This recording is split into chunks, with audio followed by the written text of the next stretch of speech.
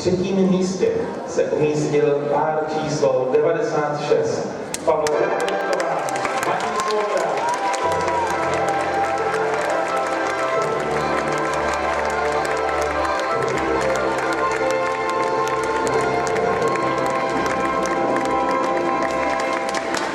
Velmi sympatický tradiční pár z tanečního klubu Ústředního automobilklubu Sport Agency Praha.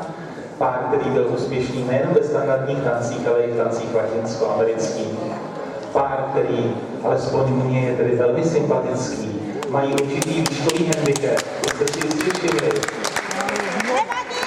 Ovšem, na tanečním parketu nic takového nepozorujeme. Málo který partner vede svou partnerku tak citlivě a tak krásně jako Matěj. Velká hodina.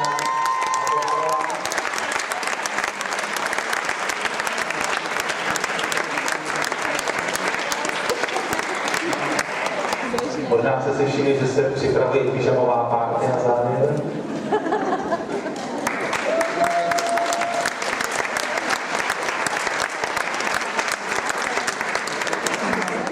Dobré, ale překvapení Zbyňku, že? Zbyněk slyší? Na závěr, že bude překvapení. Odhalení. Tak ne, Zbyněk říká, že to připraví až na další řečníky. Místo druhé, pár číslo 110, Michaela Sádková a Jan Pešek.